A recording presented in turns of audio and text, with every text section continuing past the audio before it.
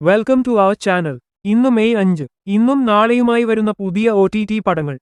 നമ്മുടെ ഇന്നത്തെ ആദ്യത്തെ OTT ഇറങ്ങാൻ പോകുന്ന പടം ഇപ്പോഴത്തെ കേരളത്തിന്റെ ജനപ്രിയ നടൻ ബേസിൽ ജോസഫിന്റെ സിനിമയാണ് ആദ്യം വരുന്നത്. മരണമാസ് സംവിധാനം ചെയ്തത് ശിവപ്രസാദ് എന്ന സംവിധായകനാണ്. തിയേറ്ററുകളിൽ നിന്നും മിക്സഡ് അഭിപ്രായങ്ങൾ നേടിയെടുത്ത സിനിമയാണ്. 2025 മെയ് 15 ഇറങ്ങുകയാണ്. OTT സോണി ലിവ് ആണ് OTT അവകാശങ്ങൾ വാങ്ങിയത്. അടുത്തതായി ഈ പട്ടികയിൽ വരുന്നത് നമ്മുടെ സ്വന്തം ലാലേട്ടന്റെ തുടരും ആണ്. ഈ സിനിമ തിയേറ്ററുകളിൽ നിന്നും വമ്പിച്ച കളക്ഷൻ നേടിക്കൊണ്ടാണ് വരുന്നത്.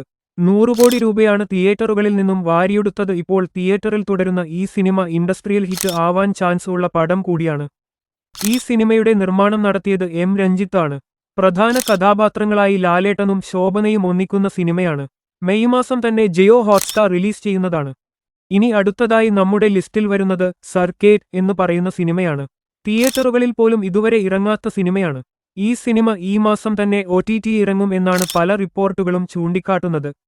പ്രധാന കഥാപാത്രങ്ങളായി ആസിഫ് അലി, ദിവ്യപ്രഭ എന്നിവർ അഭിനയിക്കുന്ന സിനിമയാണ്. ഇനി അടുത്തതായി വരുന്നത് പ്രിൻസ് ആൻഡ് ഫാമിലി എന്ന് പറയുന്ന സിനിമയാണ്. ഈ സിനിമയും ഇതുവരെ തിയേറ്ററുകളിൽ ഇറങ്ങിയിട്ടില്ല. എന്നാൽ പല റിപ്പോർട്ടുകളിലും ഈ സിനിമ ഈ മാസം തന്നെ OTT ഇറങ്ങും എന്നാണ് പറയുന്നത്. ഈ മാസം മെയ് 9 തിയേറ്ററുകളെത്തുന്ന സിനിമ ഈ മാസം അവസാനവാരം തിയേറ്ററുകളിൽ നിന്നും OTTയിലേക്ക് എത്തുമെന്നാണ് പറയുന്നത്. ദിലീപ്, സിദ്ദീഖ് എന്നിവർ പ്രധാന കഥാപാത്രങ്ങളായി ഇന്റർവ്യൂ സ്റ്റാർ ധ്യാൻ ശ്രീനിവാസനും ഒന്നിക്കുന്ന സിനിമയാണ്. അടുത്തതായി ഏറ്റവും അവസാനമായി വരുന്നത് നരിവെട്ട എന്ന് പറയുന്ന സിനിമയാണ്. ഈ സിനിമയും തിയേറ്ററിൽ ഇതുവരെ ഇറങ്ങാത്ത സിനിമയാണ്. എന്നാൽ പല റിപ്പോർട്ടുകളിലും ഈ മാസം തന്നെ OTT എത്തുമെന്നാണ് പറയുന്നത്. ഈ മാസം 16 ചിത്രം തിയേറ്റർ റിലീസ് ചെയ്യുന്നത്.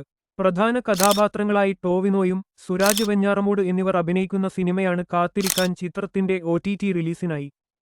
പടങ്ങൾ ഫ്രീയായി കാണാൻ ആഗ്രഹിക്കുന്നവർ താഴെ കാണുന്ന ഡിസ്ക്രിപ്ഷൻ നൽകിയിരിക്കുന്ന ടെലഗ്രാം ചാനലിൽ ജോയിൻ ചെയ്യൂ. പുത്തൻ OTT വാർത്തകളുമായി ഇനിയും കാണുന്നതുവരെ ഗുഡ് ബൈ.